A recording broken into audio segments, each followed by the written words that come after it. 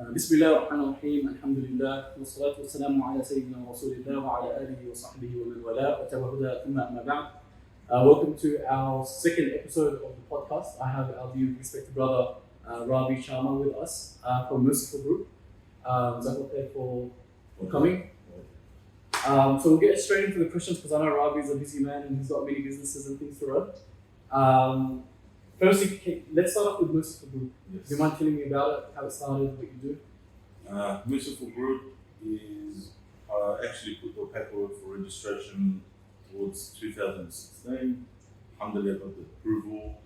Didn't start really working to the end of 2017. We went overseas for the ringing camps. How that came about is Ali Bennett's fundraising dinner for that Hummel. The MATW one. Sheikh Al Bakr Zad got up and he actually was giving a talk and was asking people, what's your project? What are you going to take with you? You know, this is Ali's project. And I wasn't much involved. And then so I took it upon myself to say, you know what, I'm going to start something myself.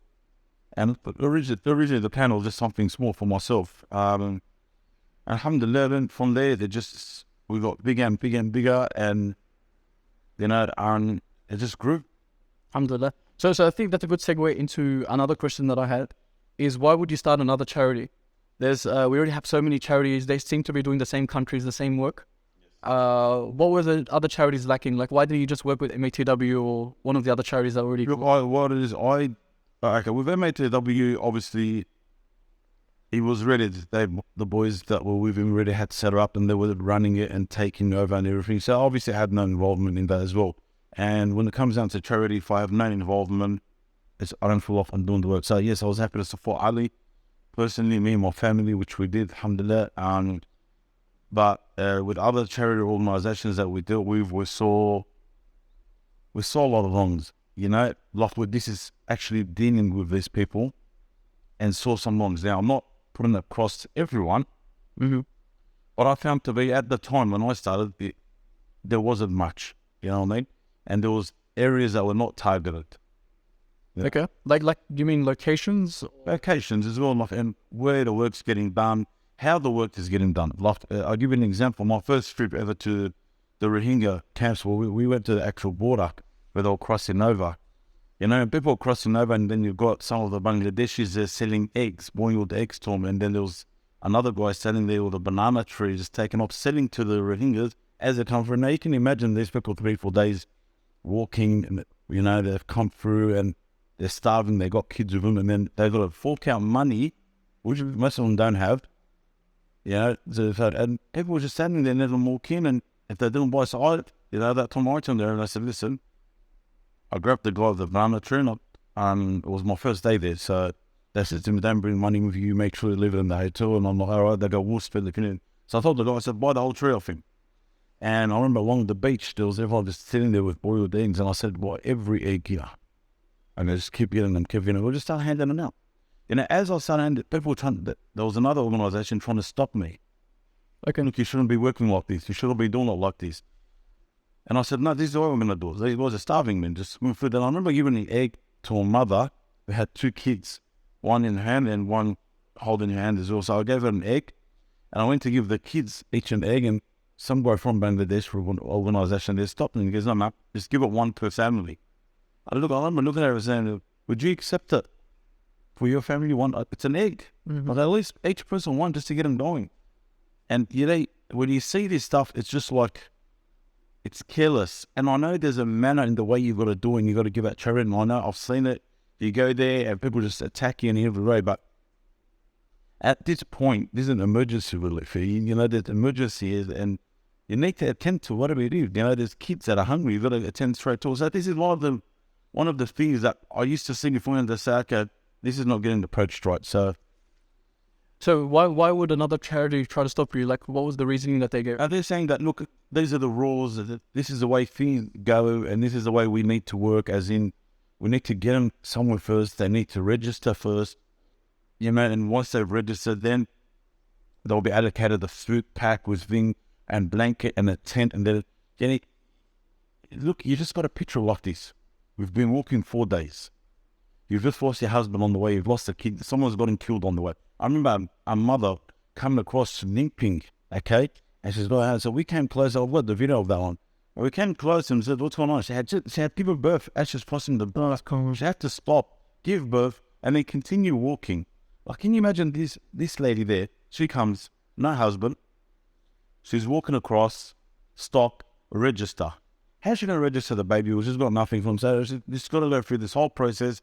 Then she's going to be given a food pack, blankets, tent, and everything that she needs. And it's given to her, so you go put it up. Right. So would a good summary be that your work focuses in emergency areas? No, not just emergency, but that we do a lot there as well. So when you're in an emergency mode, you sort of sack the paperwork and just be like, Carlos, we've got to get this stuff to the people. So everyone are giving out food packs. You've got old women and old men coming, they're collecting a food pack that weighs 30 kilos. Yeah. And how are they going to carry it? So we get people and say, look, you take the forum. Okay, gotcha. You know, there's things that I like to do my way. You know, I'm still young, I'm still fit, and I'm still lazy. You know, I don't want to carry that food pack myself, so I'll get people to do it for me. So like, what would you say to people that like are watching and they're thinking like, okay, but like, there's like more than 20 of these charities. Some of them are working in some of those locations. Like, if you, for example, put all your energy into them, they've already got the offices and the admin and the website, everything set up. Maybe it would be better for us as a community to like work together with fewer organizations as opposed to having more charities. What do you think about that? I'll give you an example. You're not a coffee drinker, but imagine you only had one cafe in our community. In Punch Bowl, where my cafe is, there's 3-4 cafes. Okay, yep. And in its peak time, it still gets packed and everyone's still got to wait.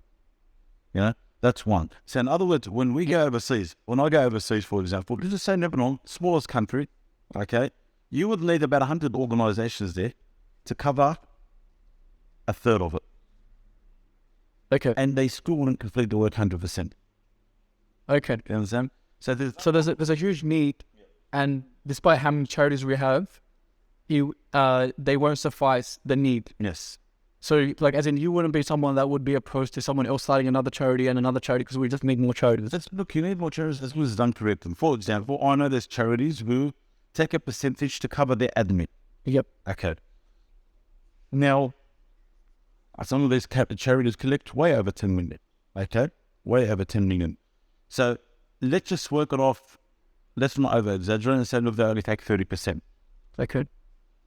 Out of $10 million, that's $3 million. Mm-hmm. You know what I can do with $3 million? Well, that's pretty much, that was our turnover almost last year. That's right, yep. Around the $3 million. Mm-hmm. Okay? So around the $3 million, we done work in 11 countries. Mm-hmm. So that's what I mean. That admin cost is where, when you tell me, come, let's jump into another organization. If there's admin that's got to be paid from people's money, which is for rent, which we don't have an office to rent. I've got my company office here that we're, you know, that's good enough for us. To get people on wages, to pay from people's money, no, that's wrong. You know, yes, if I needed help, I'll get people enough in from my company. Right. You know. So actually, because this was one of the questions, jumping ahead, so on the website, it says that you have 100% donation policy and 0% admin. So I was going to ask you about this specifically. So, like, how do you operate? Naturally, it's not that you need to fund particular things, people, etc. How do you cover the non-beneficiary side of the charity? Okay, explain. So I have a college. Okay. Yep. This is where we are. That's where we are now. So I have a college. We had more than one campus before. We've reduced it now, and we're only in one place. So my marketing team, the boys that I have here, okay, they work for the college. They do the marketing for the college. They do the marketing for the pizza shop and the cafe. They get paid from that, but they also do the work for the charity as well, and I'll reward them as well because they do a lot of work at home for us, for the charity from them. And they say, look, you know, and they've never turned around and said, look, we're going to be charging extra because they work. Well, some days, some nights, they're up all night working, doing it. So this is how we cover it. This is the people I have around. You know, bookkeeping is done by my wife. Mm-hmm. Okay, and I've also got a bookkeeper here who helps out when needed. Mm-hmm. And it's not even Muslim. And she turned around, she saw the work we do. She goes, look, I want to do it. I don't want to get paid for that side of things. Nice. You know, this is when people see it, when you're involved in it, you know it. Yeah. You know, and like I said, we've got no rate, no wages, no nothing. We do it, to be honest with you, I travel everywhere, and most of it is run off this. Mm. That's, you know, you might send, say, look, I've just paid for a water well. Bang, it's forwarded, comes back, the boys put a little video together, certificate, send it out. Mm-hmm. But, you know, like, what more than that do you really need? Right. So you've streamlined the process, but you've also got people that their wages are being subsidized from your other businesses, Correct. and some of it is voluntary. Yes. Okay.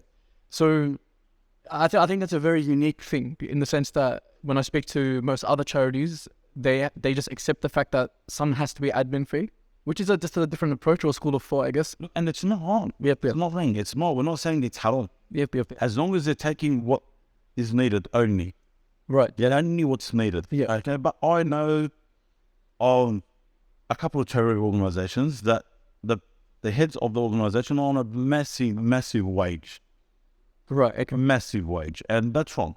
That's completely When you say massive, would you suspect a guess? Like, what would you guess? well over 300,000 in. Okay. That's like 6K a week. Right. And yeah, That probably annoys you, I guess. really, it does. Wallah, guys. You know, I'm not saying that no one needs to do, but I know today, if this is what you said, I want to put my life aside for this, you can do it for 3K a week. Yep. That's still a lot. That's still 150. It's still a lot, but I'm just saying. Yeah. Like relative, I guess. It depends, obviously. Yeah, I mean, you don't want to go build a house as an investment off the charity. It's not fair. But no, so we're not saying, look, don't, you know, live on a tight budget. No, because you know the story of Abu Bakr radiallahu anhu when he became Khalifa, how he was in the marketplace and Umar radiallahu anhu came to him and said, look, what are you doing here? You're the Amir, you're the Khalifa at the time, you have to be there for the people. And he said, look, I need to work, I've got a family. So they agreed on something, and then I think it was not long after that, Abu Bakr radiallahu anhu was back in the marketplace. And he said, look, what you gave me was not enough. And he requested, this is what I want. Mm-hmm. And then Amr wasn't agreeing with him. And then Ali radiallahu anhu said, no, give the man what he wants. Because he knows, but he didn't turn around and say, look, I want to build this and I want to be able to buy land and another house and I want to make sure kids have houses. That's what I'm done. You get a wage, you eat, house your family, clothe your family. Right. So I think, like, basically, to go back to the initial question, one of the reasons that you think, or one of the ways that I see your operations as being very different to everyone else is the fact that at a personal level, you just made a decision to cover the overheads. Yes, hun. Yeah. And look, And I think there's a couple of boys as well in the background that try to help out as well. Okay, yeah. So I think like because usually when I have this conversation, there's subsequent questions in terms of like how do you determine how much someone should get paid, and how do you take from the zakat from the third category, people working on the zakat, etc. So we can skip all of that from the left because you got none of those questions. So I think, and I've also like monitoring the growth of the charities. Mashallah, your one's growing very fast, and I think there's something that you're doing that's right, that's resonating with the people. Well, no, look, as you know, the fundraisers now. Yeah, at Melbourne, our first one ever from the 554,000. And we only booked out a restaurant, small restaurant of 140 people. 554,000. For sure. And then the sisters done one here, they got 60,000. And you know, usually that kind of money from women. And then you've got our Sydney one that just done 2 days ago, $1,001,000. Mashallah. That was last night. That's it. New ones. 2 nights ago, yes. So when you see, you know, it's well, someone said the exact words, they said that, and look, for us to get this kind of money, something on our Turkey, Syria appeal we done, we collected just under 700,000. Like, it reached 610, I just couldn't keep happening. So what that was about. So in the last 6 weeks, if you look at 1.6 and 700,000, there's about 2.3 million in the last 6 to 8 weeks. MashaAllah. And now we're approaching Ramadan, so yeah. And now, because I leave tomorrow morning, and then we've got a lot more to do then. Right. And inshallah, we'll get, look, our community, Allah barik wallahi, our community is very, very generous. Very generous. So, and I get to see it. Yes. I get to see it all. Alhamdulillah. So just another question, I guess. So I think there's a huge trust amongst the donor base that you have. So I put some questions out anonymously and stuff. So one of the things that someone asked me to ask you is, how can people that may not know about you, they don't donate to you yet, how can they trust you?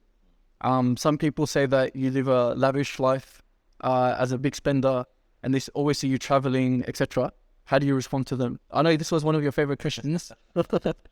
This is, you know why? And I'll tell you something. And this is one of the boys the other day. There's a donor who met me and wanted to go out. So he came to pick me up from my house, and I had my car outside. And when I jumped in the car, one of the first things he asked me was like, "Do you take money from the charity to this whole workout?" So obviously, I knew where he was getting at, and I asked it to him. I said, "No, we don't touch a dollar." And alhamdulillah, I have my business. So, for example, I'm a carpenter and a builder by trade. And I started my company at the age of 22. I'm 37 now. That kept running, which my brother runs that side of it. I've got a college. Okay, alhamdulillah, we have close to 30, 40 enrollments a week. For sure. Since 2011, just to be clear, this is before we started our charity. I've had a cafe since 2015, I think it is. Yeah, about 2015 as well. And the pizza shop, which I bought a couple of years ago. Okay, so alhamdulillah, I've got business and I've got a couple of investments. And this is something we shouldn't be mentioning because people can just strike but alhamdulillah, Allahumma barik, it's covered. So yes, do I travel a lot? I travel a lot. 90% of my travel is for charity. That's 90% of my travel. It's for charity. Like, what else am I meant to do with my money? I don't own a house. A lot of people that are asking these questions, why I own houses? I don't own a house. I pay rent like anyone else. Okay. But yes, I don't lock myself into a house. If I make money and I spend it, I've got 5 kids. And at the end of the day, I can stack up my money if I wanted to. But if I do buy, one of my kids going to remember me by, yeah? And at the end of the day, it's just like we encourage people to put and invest into charity. Alhamdulillah, by the way, well, this is no part of it yet, but this is just a reminder for people that, yes, I do the same. And wallahi, the more I put, the more I'm getting back. The more I put, the more I'm getting back. Yes. But, you know. Alhamdulillah. Because I think in our community, we're talking about this before we went live. There's a lot of bad assumptions people have. Yeah. So that if they see a sheikh or driving a nice car or someone else, they assume that this guy is ripping everyone's charity and whatnot, which is obviously... I don't say something. Even if a sheikh is driving a nice car, if he isn't, we as a community should get him a nice car. Yeah. Why is it that because he's a sheikh, the one who's delivering the word of Allah, okay, should be treated and we expect him to live the life of a poor person? Why is that? Yes, exactly. You know why? You know, someone was actually given an example, and there's other religions who put their people, like their leaders, on a pedestal. Our Mashiach should be driving nice cars. Our Mashiach should be on a very good wage. Our Mashiach should not have to stress about his income coming in or income coming, where am I going to spend this? No, our Mashiach should be living a very comfortable life. That's right. Yeah.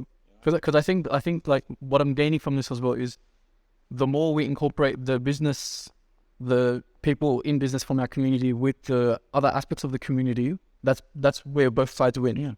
Yeah. Moving on, because I know we're short on time as well. Unlike other charity CEOs, you spend a lot of the time in the field. So we just talked about how you travel and whatnot. What's the most difficult situation you've seen on the ground, and how does it motivate you to work harder? Difficult situation. So you mentioned Rohingya. Have you seen, like, what's the worst thing that you've seen? I know it's a story I've mentioned many times, but it was a medical camp we set up, and I had to leave that day. Next day, one of the boys was telling the story about a father who was getting his kid checked and a high fever could remove. This one I'll never say firsthand, but I'll give you one that I said. And he stood around and they've said to him, look, your son needs to go to hospital and he's going to die. This was off in a bad state. So the boys turned around, they went and tried to organise a car because to get him out of the camp, you're not allowed. You have to have paperwork and approvals to get into a hospital, but we couldn't wait for that. So they went to get a car to organise him to get him out of there. They came back looking for him, he was gone. They started looking and searching, they found him in the end. They're sitting down, they asked for it. So I was saying goodbye to my son. Like, this guy was actually saying bye to his son, expecting his son to die. But there was another one that was in Lebanon, and we went in because we were giving out Zakat al-Mal. And with Zakat al-Mal, when I give it out, I go into the house personally, and I check out the house first, and I check out the fridge. So we don't tell them we're coming, we just rock up. Okay, first thing I do, I walk in, I see the fridge. That's how you know, from the fridge. Went in, obviously this lady had about 6 kids there, and the fridge was empty, and I can see some cooking happening. Anyway, so we're talking, and I'm like, you said you had 6 kids. She goes, yeah, I do. I go, what's on? She goes, She goes, thank God one of them, alhamdulillah, one of them slept. I said, why is it, why? She goes, oh, we were crying, the baby was crying, wanted to eat, and we hadn't eaten all day. He goes, so we're just waiting for my daughter, because what she sent her daughter, when the fruit and veg shop closes, they go collect whatever's left on the floor. So she goes, so we're waiting for it, and she got some tomatoes, cut them up, and I can't remember what she was making them. No meat, made chicken, forget that. She goes, we're just waiting. She goes, and now we have enough, and they probably had something about a pan about this big, that now 5 of them are going to eat. But she was happy that one slept, so she can wait till the next day, or he wait till the next day. I said, you happy that the baby's in? She goes, what can I do?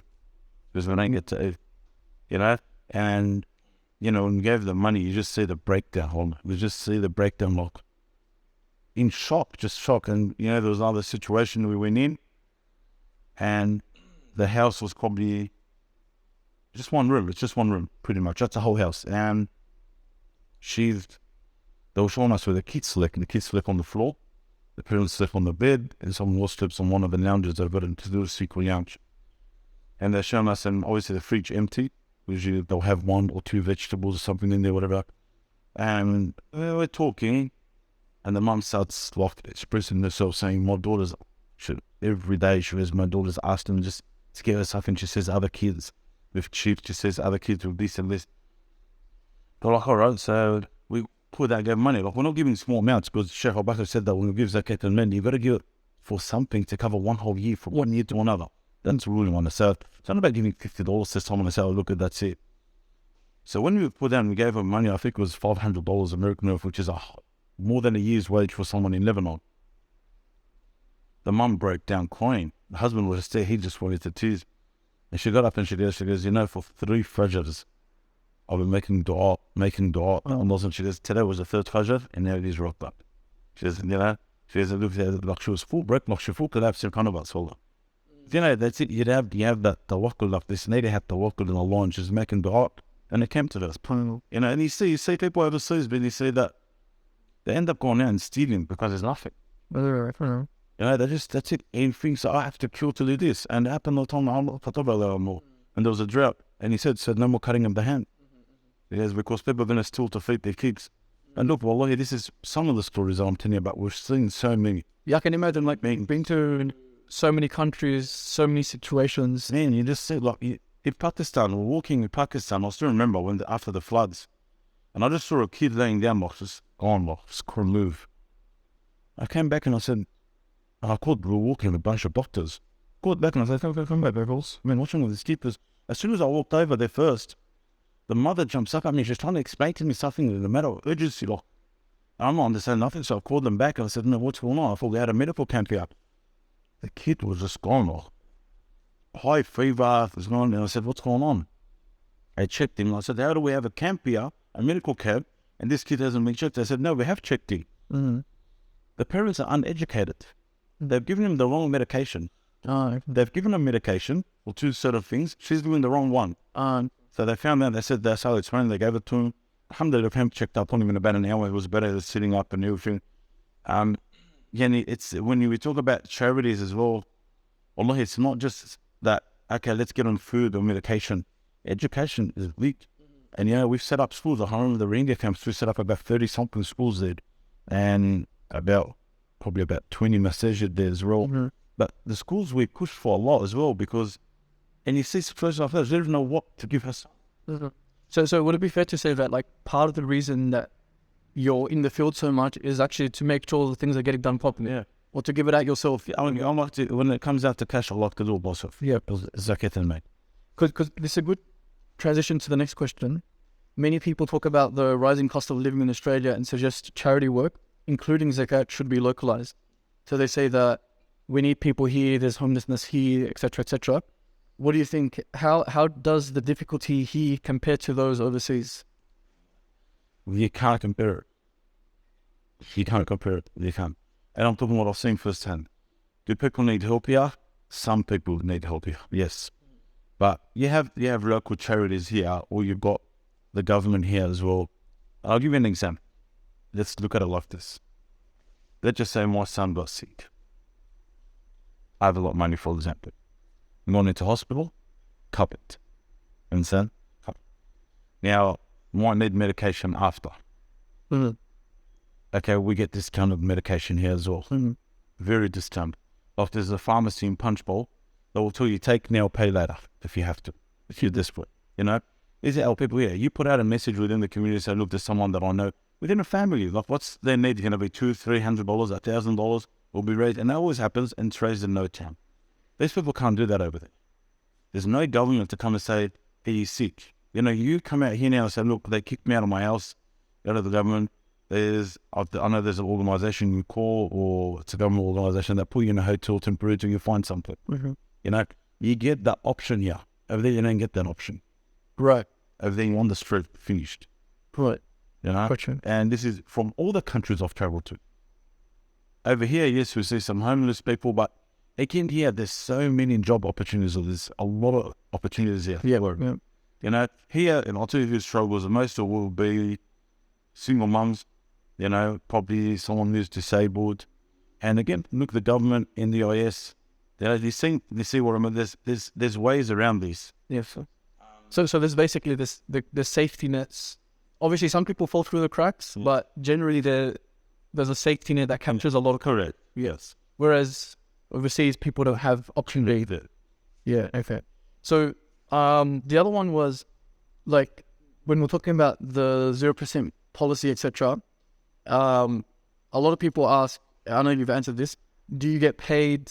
Do your staff get paid, etc.? So I think we've covered that. No one now what gets paid, alhamdulillah, nothing. But only if anyone does get paid, it's from my companies, the ones that work for my company, not from the organisation. Again, any of my donors at any time, any alarms are raised about any of that, you're more than welcome to come in, and everything is open on the books. Everything, any question you have, we'll have proof for it, inshallah. Anyone who donates to me. But if you're going to bring me someone that doesn't donate to us, who's wanting an excuse not to donate, which a lot of them do, I'll never trust these organisations and I'll never give to these organisations, and I've got my own family I can send to. Habibi, I don't want to borrow these people. Go for it. I'm not going to sit here and waste 2-3 hours of my time. Or for no, but if I've got donors and he has concerns, man, you're more than welcome to come here, and everything's open, inshallah. Overnight, the account in front of them, there's no problem. So there's financial trust, like when I think of charities, and there's also Islamic trust. Yes. How can people trust Merciful Group follows like the Islamic rulings? Like I've noticed your content, to your credit, unlike many other charities, you don't put music in your videos. You don't have, say, women with makeup, etc. in your promotions. Yes. How do you manage the Islamic side of things? Like, do you have a share? Yes. So we've got Sheikh Kamen. Yep. And Sheikh Al-Bakr Zeld. Mm-hmm. So Sheikh Kamen Abu Maryam, which from Roseanne's Mosque. Sheikh Al-Bakr Zeld, who knows as Sunnah, but is living overseas, but is here now. Sheikh Al-Bakr Zeld's taking on the role as more the Islamic compliance side of things. Okay. So before anything that we're going to do new, it's presented to him first. So can we do this like this? And the first thing you'll say is no or yes. But if he says no, I'll just ask why. Yep. You know, because why? Because, for example, he was saying about putting out videos of what's happening around the world, because that weakens Muslims, and gave a talk about it. So when he was here, I spoke to him about it. I said, Chef, I know you mentioned 1, 2, 3, but people want to see, especially what's going on today. People. Do you mind explaining that? So, like, okay, is that you know, what's the example of the video? Okay. Let's say, for example, you know, we show videos of people when Gaza was getting bombed. Yeah. People screaming and what's going on. He goes, that weakens the Muslims. It does. But as a charity organisation, I need to show you what's going on and then show you the work we've done on why we collected your money and where it went. Mm-hmm. And again, why? Because I'll tell you something. There's a lot, and I mentioned this before, there's a lot of organisations not doing the right job. Mm-hmm. You know, so, and I explained that to him. I said, look, this is what's happening. This is where we're at. You know, people need to see. Okay, it's going to bring down, obviously, collections, because people want to understand. When we done the Turkey and Syria fundraiser online, we had someone, I remember asking a question, someone else was promoting that many, alhamdulillah, that many people. There was probably over 50 people promoting us, all different companies and influencers promoting us. We were even asking.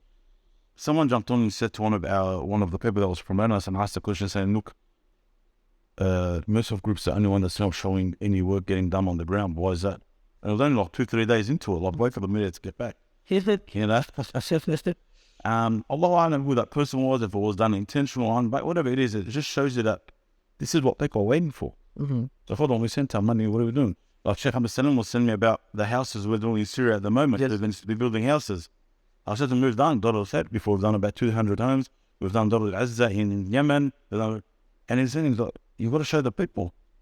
I'm like, I can't flood people, with media.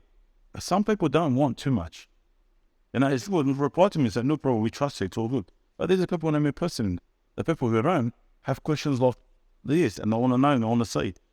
So this is where he's turned around and said, okay, look, you're right, there's no understanding, because being on the field is one thing, and obviously just giving a talk, because look, yes, at some points you're right, you do need to show the media.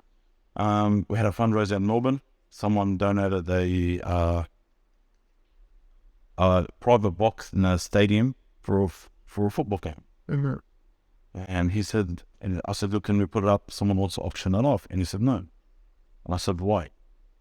He said, because you're promoting something, okay, which in some opinions is halal, and could also lead people to halal. I said, but Chef, if the people are sitting in the crowd, isn't it better he's in a private box? He said, but you're promoting the whole thing. We don't want to promote that at all. Okay. See what I mean? So like, you take a more safe approach. Correct. If that's more correct. So and this is what it is. So Chef Tamil as well. Well, look, Chef, this is how I'm going to distribute 1, 2, 3. Can I do this? It'll be like, yes, this is how you got to do it. These are the conditions you got to meet, and this is who you can give to.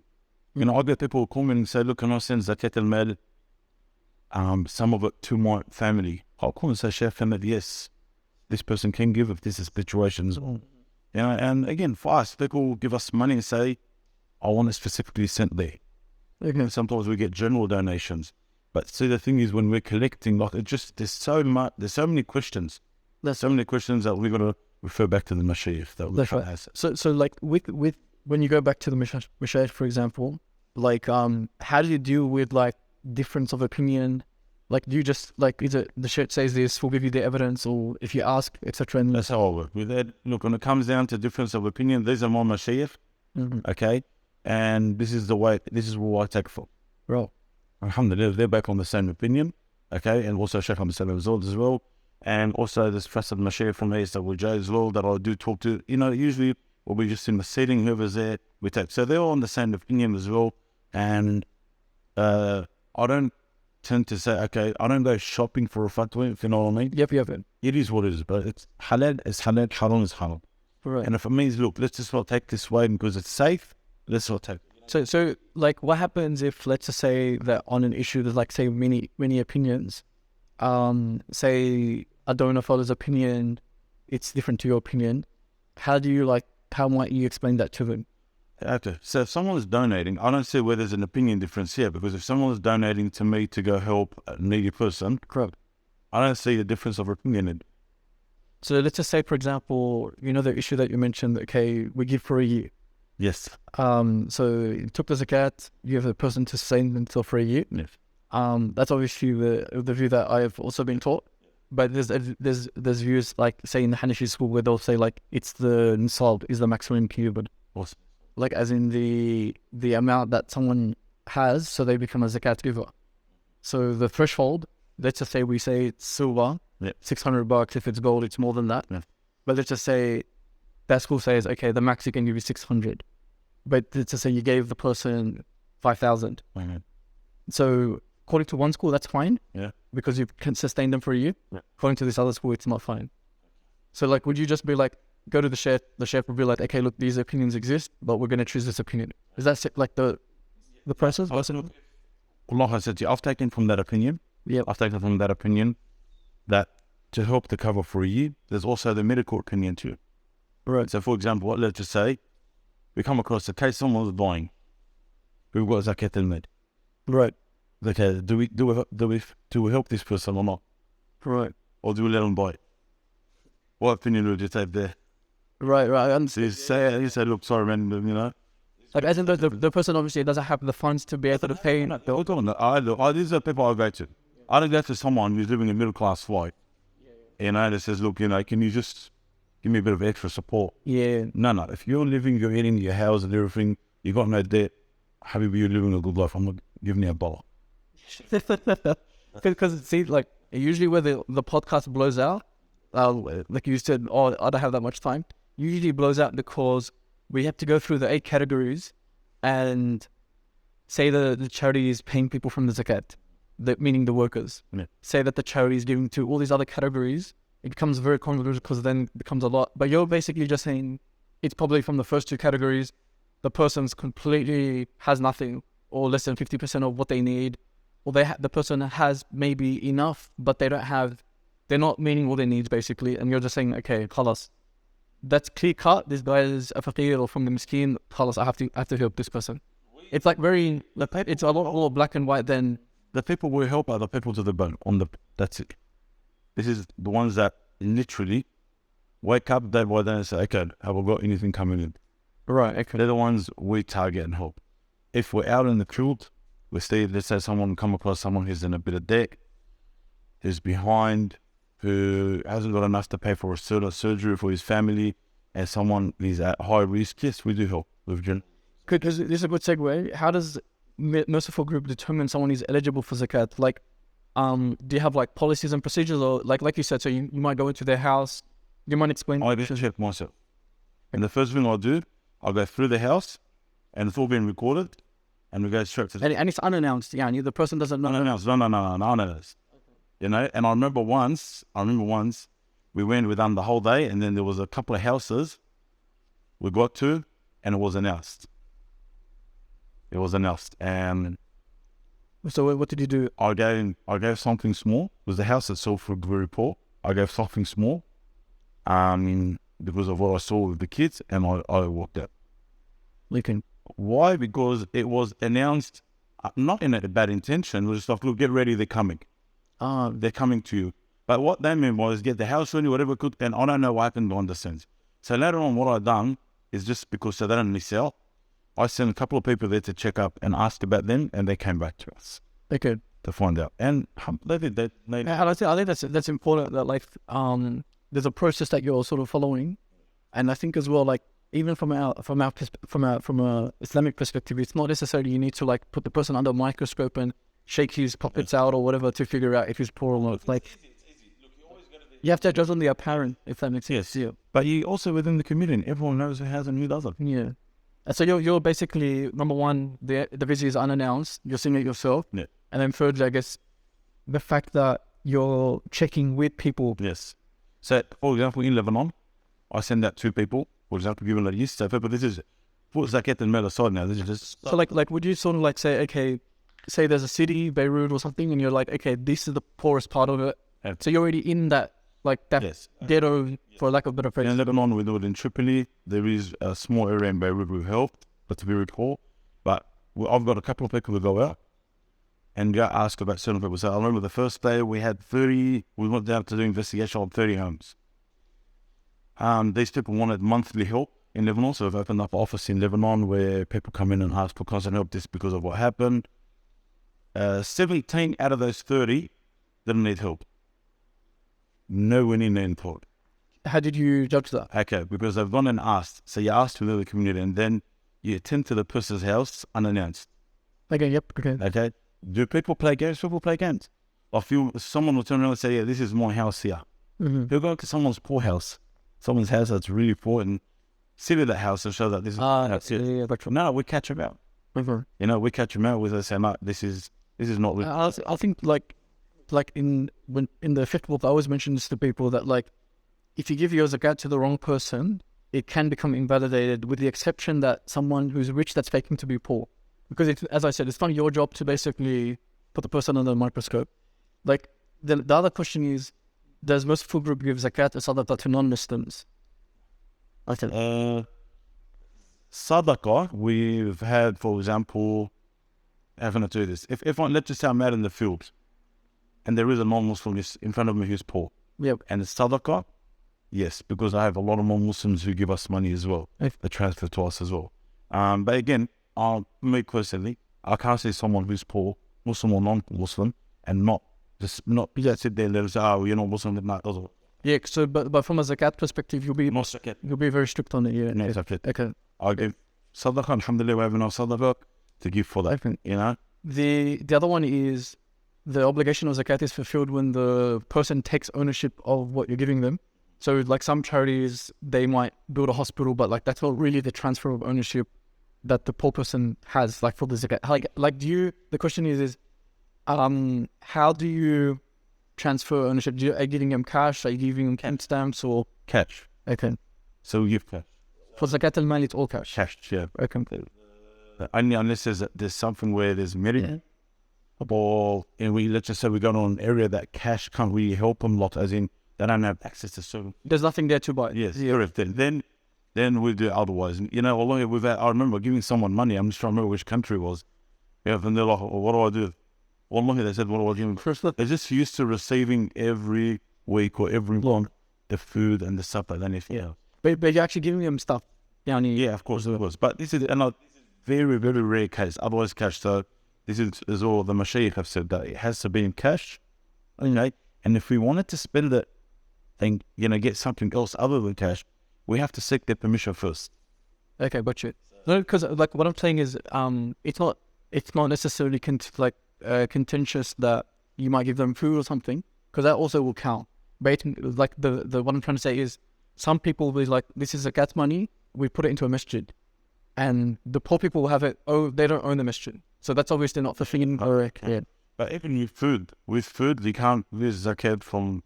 There has to be cash unless you're buying food for them, and because they have no access to it.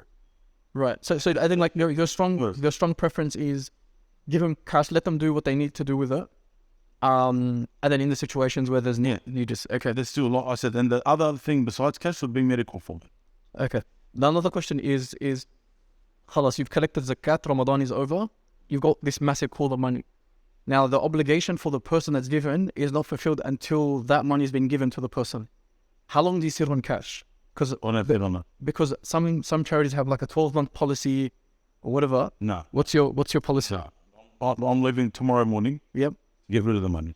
I only take it. Doesn't live off that. Once it's in, it's spent. Okay, so like what's the only money we have in the account? Let's just say, for example, you're building an orphanage with me or a masjid, and you said, I'm paying it now. Okay. You know? And it's in stages of... I never paid anything in advance. I'll never live off. So what's the longest someone can wait? Say like I gave you my zakat today. What's the longest it will sit with you before it's distributed? And let's just say most of the... Like worst case scenario? Yeah, a month. A month? Like that's 12 times faster than what some other charities might be doing. So that's actually pretty good to know. The other one is, and this is probably a big one, how do you balance between emergency responses and sustainable development? So like, Alice, you gave the person money, but broadly the local economy, there's no jobs, the person is going to maybe perpetually be in need. What sustainable development budgets happened in Lebanon, for example? So what we've done, we set up an office, and we had people coming in they get either a monthly food packed, monthly payments. Alhamdulillah, I said, our community is very generous, and we were able to sustain that as well. Like, people gave, and all these people that needed came in.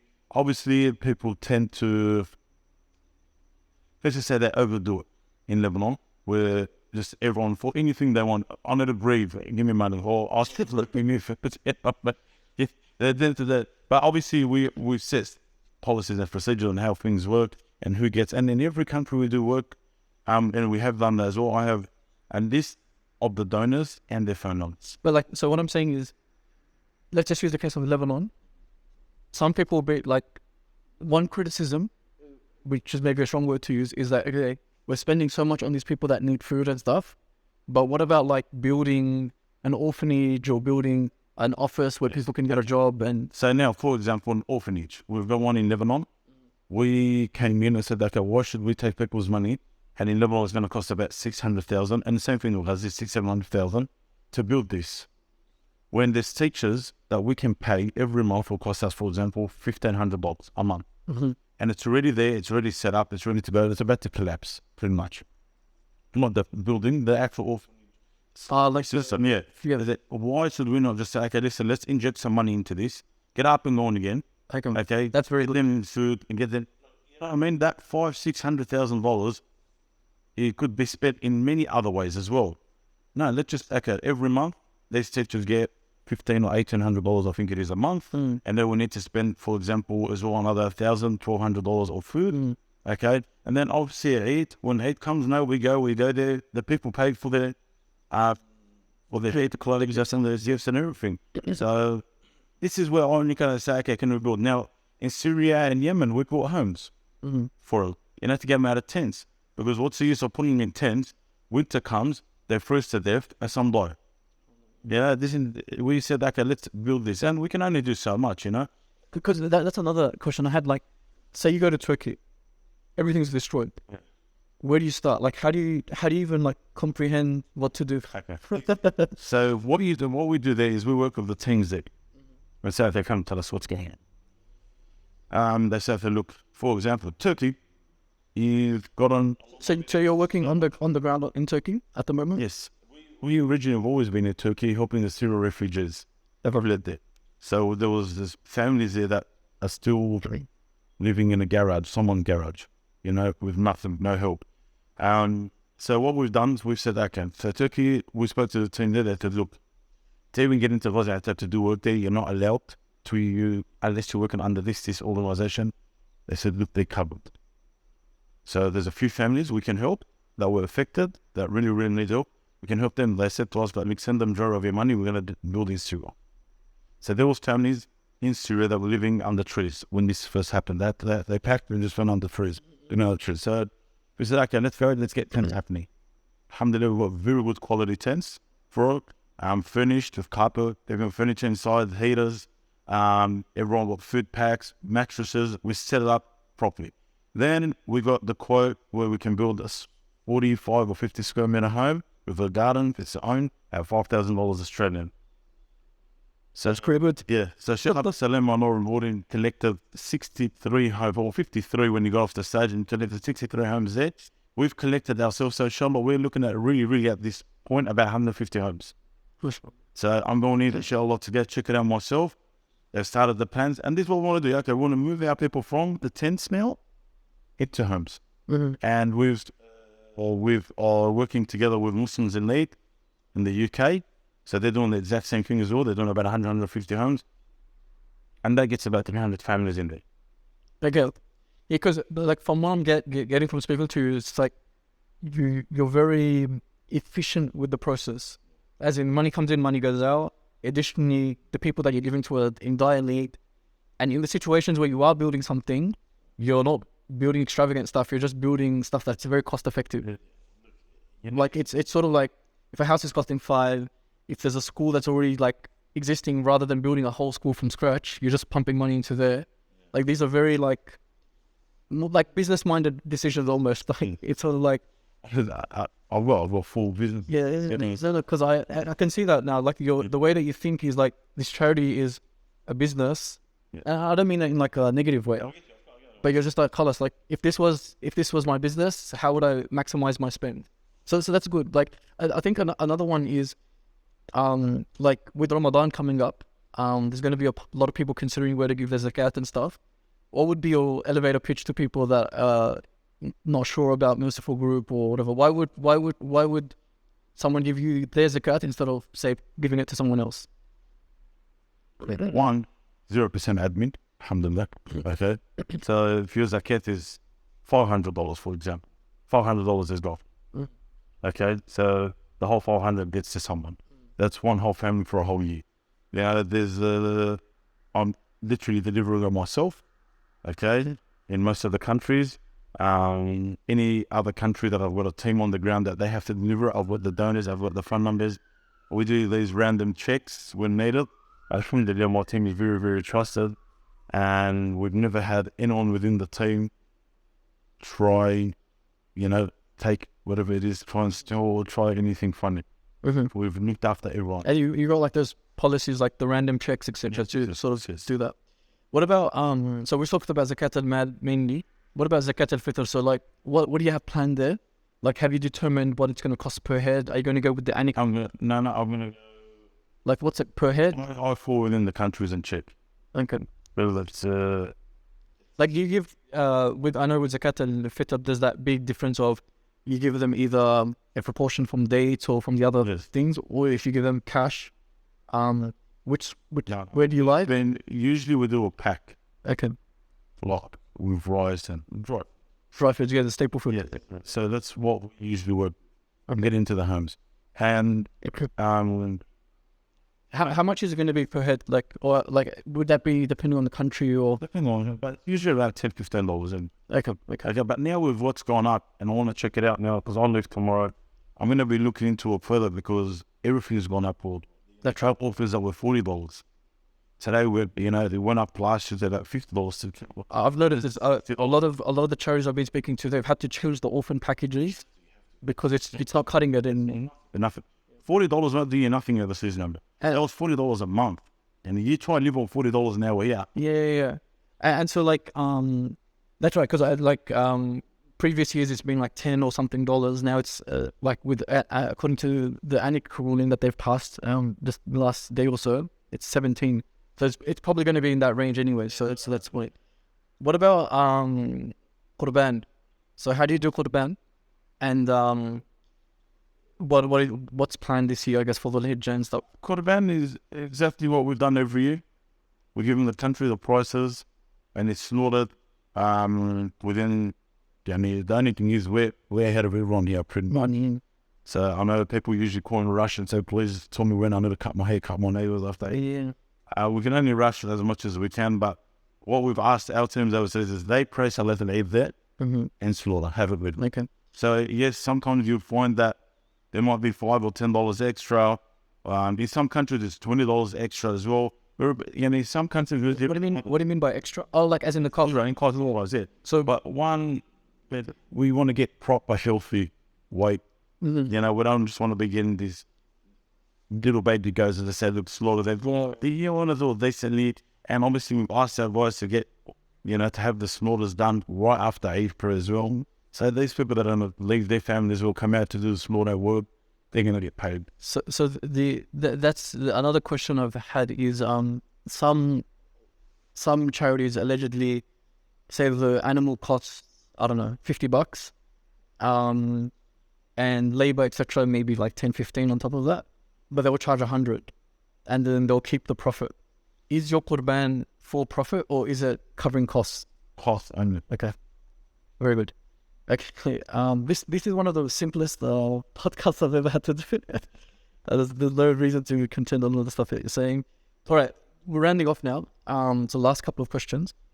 What are the future plans for Merciful Group? Like, how do you intend to expand? Like, mashallah, you're growing very fast year on year.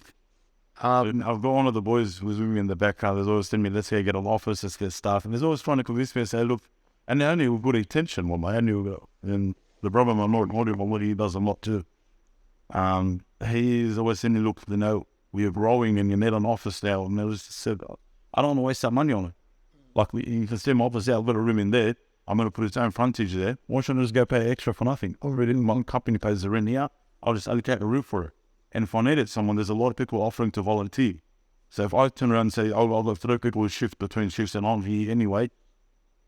Maybe maybe approaching the question from a different angle. Like, what about like internationally? Like, do you intend to like, yeah. So there's obviously field countries. Yes. So I think 11. Yes. And then there's obviously like the donor countries. Do you intend to expand into like New Zealand or to the US? Oh, into the UK. So alhamdulillah,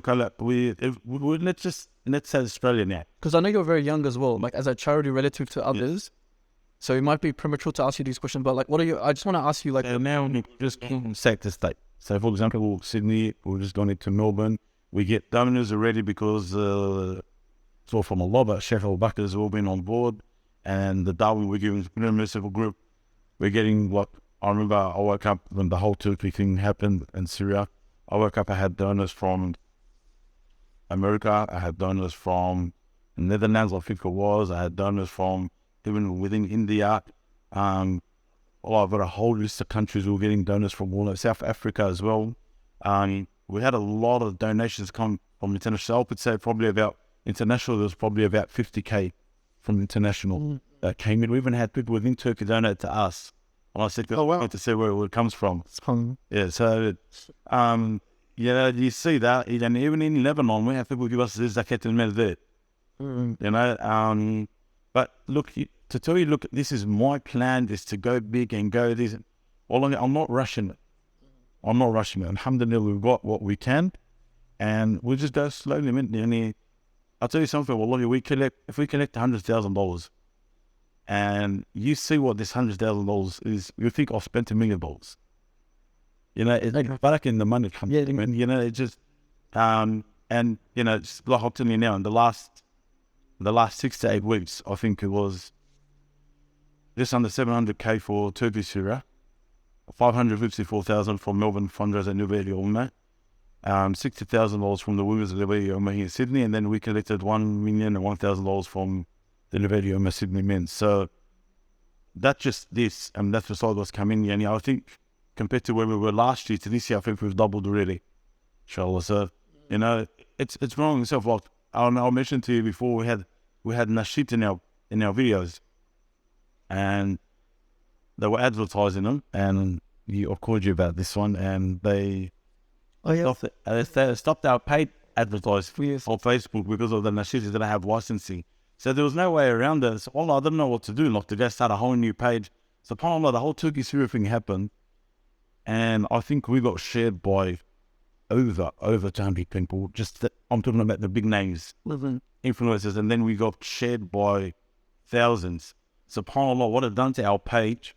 Well, yeah, because I you know, and when I see your growth, and I spoke to you about like, because you called me about the ads. Yeah, I'm like, bro, how the heck are you guys making this much money without ads? Yeah,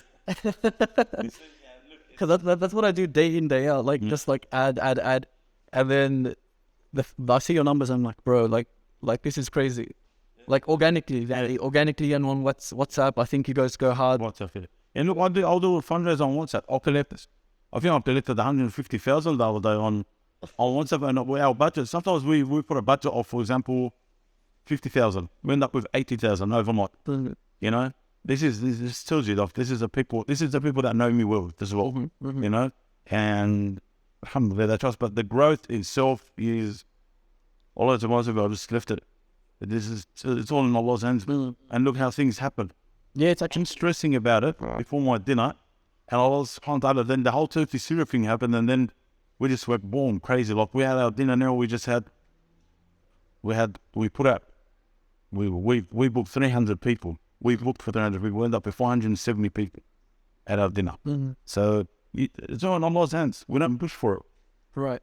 And maybe to round it off, like from a charity's perspective, what do you see in the industry that you don't like? What are some of the things that you think like we can clean up people's perceptions of charities? Or I know a lot of it is just people just making stuff up, but I know you mentioned that you've seen particular things. Obviously, we're not going to drop names and stuff, but like, what are some of the things that happen on the darkings or that a lot of finally going to the places advertised? It's not always go to that same place. Okay, yeah. I could have gave you an example, but that person will know I'm bringing that up about, I couldn't care. So like, let's just say there's country X and people fundraising for country X. Yes, and it's happened right in front of my eyes where someone collected for something in this country. Yep. And we collected for the same thing at the same time. We got there, the work wasn't right, so we never paid. They had paid money for that. And I remember they said, okay, do you want to pay your portion now? And I said, I'm not paying the bar. So why did you not pay for that? Because the work wasn't done correctly. Okay. And it was wrong. And then there was this when I first started, that organization had collected close to, for that, about 200 grand at the time. And there was a lot of money left over. So they didn't continue doing that work. They end up sending it to another country. Okay. Saying, but this is going to be doing a similar thing that this person said, but hold on, but these people gave you money for these people. There was an emergency. So how would you navigate that? Because I know a lot of charities, or some charities, like they will put like a clause at the bottom in the donation receipt that we've fundraised for these particular projects, but if that project doesn't work or that project is overfunded, we're going to reproportion your thing to something similar. I advertised at that time. I said, listen, I sent a video. I said, look, this is what you guys collect. It didn't work. Whoever gave me money for this certain project, if you want it back, come take it. If not, I can find an alternative. They guys get back to me. And everyone just came back that knew me and said, look, just you do what you think is best of the money. But it's good to be clear with your donors. I took this upon myself. I cover my own flights, my own expenses in every way. You know, even the cars we hire to get there as well was covered by myself, because this is my project, you know, and I'm taking these people giving me their money as an amen. You know, I'm not going to just turn around, like someone's giving me money, for example, a water well. You know, he's expecting it to be running forever. Or, you know, I know some water wells run for 20 years or so. Some for less. Like I've saw that there was a survey done of a lot of these water wells that are made, and they run for only a few years before they either dry up or that the maintenance isn't done on them. So we go break up on them. Okay. So I remember also like my last visit in Sri Lanka as well. I said they'll take me to the wells without telling them. I said to them, look, we just want to come do some food packs. I like your element of surprise. You're just like, I'm coming for a quick visit, and then you just get your audit book out and just go. You know, I'll tell you, some people who hear this will probably say, how can you work with people you don't trust? It's not that I don't trust them, but the shaitan is still alive. Yep. You know, the person I'm working with, and look, you should be worried about myself. You know, the Prophet ﷺ say, so if they turn up, he was worried about himself. There's a problem for a week. Yeah. You know, even these people, especially when there's money involved. Like, I think that's what tests people a lot. I'll tell you something. In Bangladesh, I remember once we had one of the Rohingyas working with us. And there was one guy who had taken control that time from one of the UK boys. And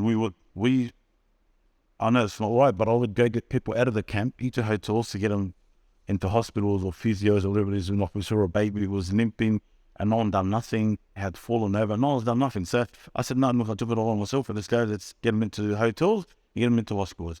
So I had this guy, his job was to go get him food and pay medical, whatever it is. So I'm dealing with the guy leading the show from the UK, because he was there before me. And I've called him, I said, listen, that guy you're giving the money to, I don't feel comfortable. Like, just talking to him at the time, I just picked up on it. I said, he's showing you the receipt. He goes, bro, I'll get a receipt, I'll get everything.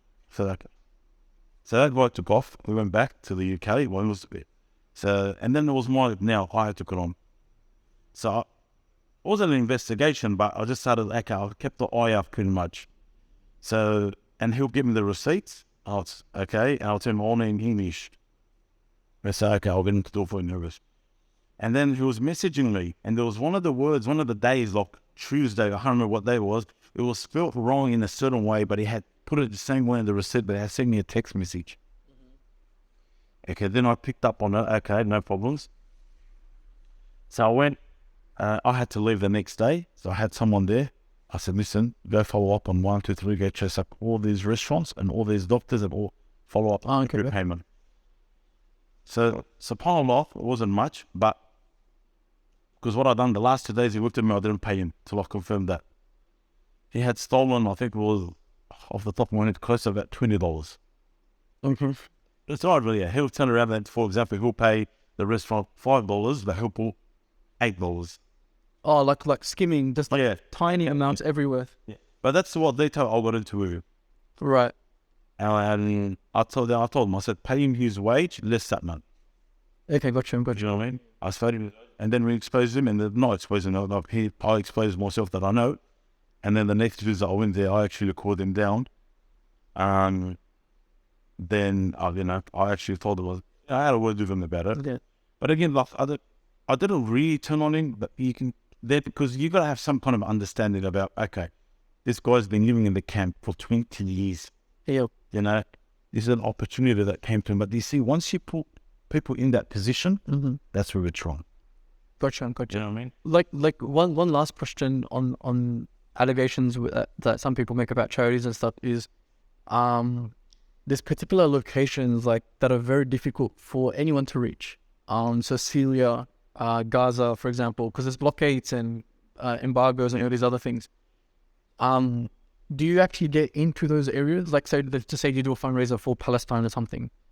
A lot of people say, how is it that we can't get into those locations? How are these guys going to get into those locations? No, if I have one into those, I can get into those, inshallah. Obviously, unless the Israelis stop me, but we're going through the edge of play. Inshallah, it's a plan for this evening. There's no doubt I'm going into Syria.